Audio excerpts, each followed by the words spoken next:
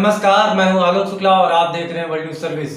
शुरू करते हैं खबरों का सिलसिला आज की हेडलाइन से।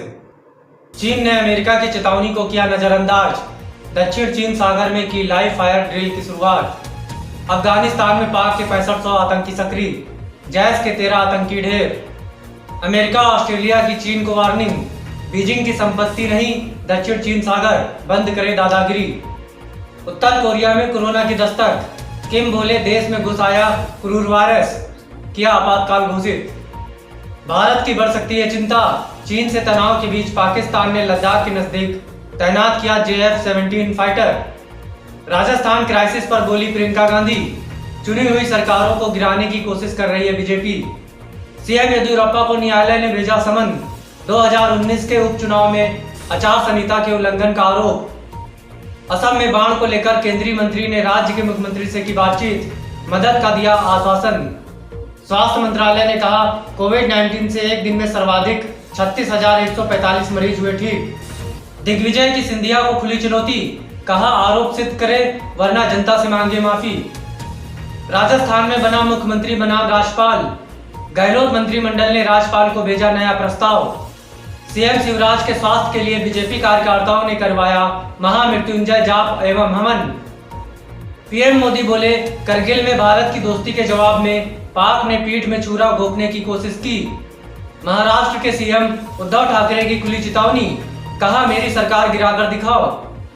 सीताराम येचुरी का आरोप, सरकार ने स्पेशल ट्रेनों के जरिए गरीबों की पीड़ा का उठाया फायदा। सीएम नीतीश का निर्देश, बाढ़ प्रभावित लोगों को अच्छे राहत शिविरों में रखा जाए। हरीश रावत का आरोप, अब राजस्थान में भी लोकतंत्र दफन करने की रची जा रही है साजिश। सीएम योगी ने किया गोरखपुर में बाढ़ ग्रस्त इलाकों का हवाई सर्वेक्षण।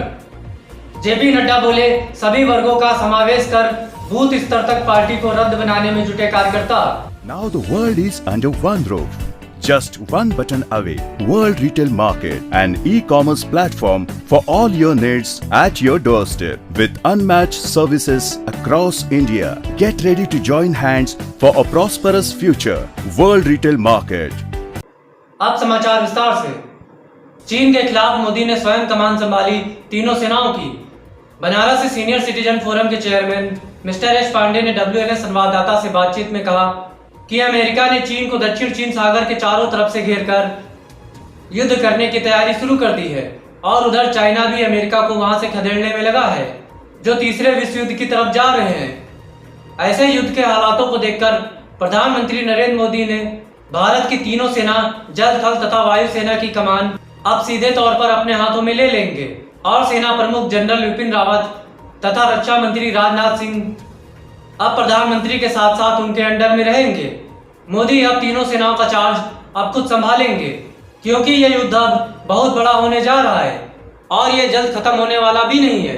इसका प्रमुख कारण चीन का साथ देने वाला उत्तर कोरिया है, जो चाइना की तरफ से वर्ल्ड वार में शामिल होगा, और दूसरी तरफ जो मुस्लिम देश है वो भी चाइना का साथ दे रहे हैं। तो यह युद्ध एक दिन का नहीं है, यह युद्ध बड़ा होगा जो विश्व युद्ध कहलाएगा, जिसमें भारत भी चाइना के खिलाफ शामिल होगा और मोदी जी तीनों सेनाओं के स्वयं कमांडर चीफ होंगे तथा राजनाथ सिंह मोदी के साथ साथ सह कमांडर चीफ के तौर पर चार्ज संभालेंगे और युद्ध की स्थिति में देश में इमरजेंसी लगने की पूरी संभावना है, जिससे लोग अपने घरों में सुरक्षित रहें और घर से बाहर निकलने की अनुमति नहीं होगी। ऐसी संभावनाएं बनती देखी जा रही हैं, क्योंकि देश में आर्थिक संकट और कोरोना वायरस तो चल ही रहा है, साथ ही सीमाओं पर भी स्थिति गंभीर बन चुकी है। इस विश्व युद्ध में भारत से भी चाइना युद्ध करेगा। अमेरिका ने चीन से तो सीधे तौर पर इसलिए युद्ध छेड़ रखा है क्योंकि अमेरिका जानता है कि भारत भी वर्तमान में एक शक्तिशाली देश बन चुका है और कहीं ना कहीं चीन को मुंहतोड़ जवाब भी दे सकता है। और अगर भारत चीन से युद्ध में अगर जीत जाता है तो मोदी दुनिया के सुपर पावर हीरो बन जाएंगे, जो कि अमेरिकी राष्ट्रपति डोनाल्ड ट्रंप कभी नहीं चाहेंगे कि उनके अलावा कोई दूसरा देश सुपर पावर बने। एक दूसरा कारण यह भी है कि हाल ही में अमेरिका में राष्ट्रपति चुनाव भी है, जिसमें ट्रंप को अपनी साख भी बचानी है और वर्ल्ड वार का सुपर हीरो भी बनना है। इन्हीं कारणों की वजह से अमेरिका ने सीधे तौर पर अब चाइना से युद्ध छेड़ रखा है। लेकिन अब भले ही भारत से चीन का युद्ध नाम मात्र बचा हो, लेकिन चीन का भारत से युद्ध की एक पहल भी युद्ध को विकराल रूप बना सकती है, जिसमें भारत ने भी अपनी शक्तिशाली रणनीति बना के रखी है और चीन को उसी भाषा में परिणाम भी दिखाएगा। मिस्टर पांडे ने आगे बातचीत में बताया कि क्योंकि पीएम मोदी एक चतुर राजनीतिक भी हैं और वे चीन को खत्म कर देंगे और अमेरिका सुपर पावर होगा इस युद्ध में, और ये लड़ाई भी लंबी चलने वाली है। उधर रूस भी अभी खुलकर इंडिया के सामने नहीं आया है। वो अभी इंफॉर्मेशन देने का काम कर रहा है कि चीन युद्ध में क्या क्या कर सकता है, और भारत के साथ रूस तभी खुलकर आता जब अमेरिका बीच में ना होता। रूस जानता है कि अमेरिका भारत के साथ चीन के खिलाफ आगे खड़ा है और इसमें मोदी की रणनीति के चलते चीन परास्त भी होगा। अतः भारत के लोगों को व विपक्षी पार्टी के दलों को चाहिए कि वे व्यर्थ की बयानबाजी ना करके मोदी की इस मुहिम में साथ दें, तभी मोदी की जीत संभव है और हमारे देश की जो सीमाएं हैं वो सुरक्षित हो जाएंगी। मोदी इस युद्ध में तिब्बत व हांगकांग को भी आजाद करा देंगे, जिस पर चीन ने अंकुश लगा रखा है। जिस तरह इंदिरा गांधी ने बांग्लादेश को पाकिस्तान से अलग कर दिया था और स्वतंत्र देश बना दिया, उसी तरह मोदी का लक्ष्य है कि तिब्बत और हांगकांग को एक अलग देश बनाना, और ये मोदी जी निश्चित बनाएंगे। उधर भारत में चीनी व्यापार बंद होने से जो चीन में आर्थिक हानि पहुंची है, उससे सारे इंडस्ट्रीज उद्योग कंपनियों में ताले पड़ चुके हैं और लोग भूख से परेशान भी हैं, जिससे चीन की जनता में आक्रोश है और वहां की सेना भी राष्ट्रपति शी जिनपिंग के खिलाफ तंग आ चुकी है। हालात ये हैं कि किसी भी वक्त चीन की सेना वहां के शासक को हटाकर किसी दूसरे को प्रेसिडेंट बना सकती है। ऐसी खबरें चीन से रोज आ रही हैं। तो ऐसे हालातों में चीन का भी युद्ध के अलावा कोई रास्ता भी नहीं है। मिलावट मिलावट आज के जमाने में चारों तरफ मिलावट, यहाँ तक कि खाने की हर एक चीज में मिलावट। सही स्वाद तो हम भूल ही चुके हैं। बात सिर्फ स्वाद की नहीं, स्वास्थ्य और शुद्धता की है। तब तो ऑप्शन सिर्फ एक ही है, प्योर एग्रो, क्योंकि गुणवत्ता ही उत्पादन की पहचान है। 100% सर्टिफाइड ऑर्गेनिक खाद्य पदार्थ एवं मसाले। गुजरात में हार्दिक पटेल का कद बढ़ाने के पीछे कांग्रेस का है बड़ा मकसद। WNS गांधीनगर से मिली रिपोर्ट के मुताबिक लंबे समय से गुजरात में आपसी मतभेदों से जुड़ रही कांग्रेस ने पाटीदार नेता हार्दिक पटेल को प्रदेश का कार्यकारी अध्यक्ष नियुक्त किया है। पाटीदार आरक्षण आंदोलन से निकले हार्दिक पटेल के खिलाफ कई केस भी चल रहे हैं। पिछले काफी समय से हार्दिक पटेल कांग्रेस में काफी सक्रिय भी हैं। ऐसे में सवाल यह है कि अहमद पटेल और बेनी प्रसाद वर्मा जैसे कद्दावर नेताओं को दरकिनार कर कांग्रेस ने आखिर हार्दिक पटेल को अचानक इतनी बड़ी जिम्मेदारी क्यों दी, जबकि बेनी प्रसाद वर्मा अवध क्षेत्र में सबसे कद्दावर कुर्सी नेता हैं।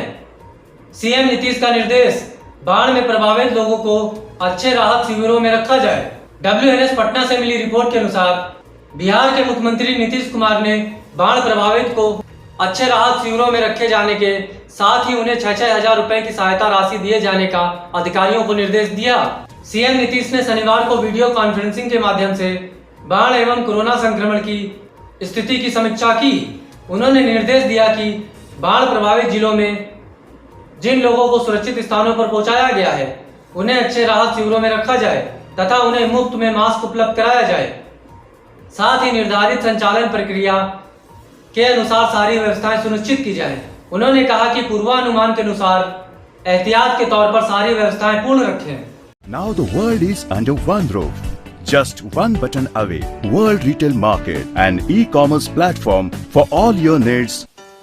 Joint hand worldretailmarket.com. World Retail Market. Rajasthan crisis पर बोली प्रियंका गांधी। चुनी हुई सरकार को गिराने की कोशिश कर रही है BJP. WNS Varanasi information centre से ब्यूरो चीफ DS मिश्रा से मिली रिपोर्ट के अनुसार राजस्थान में चल रहे सियासी संकट के बीच राजभवन और प्रदेश सरकार में टकराव की स्थिति को लेकर कांग्रेस पार्टी ने हमला तेज कर दिया है।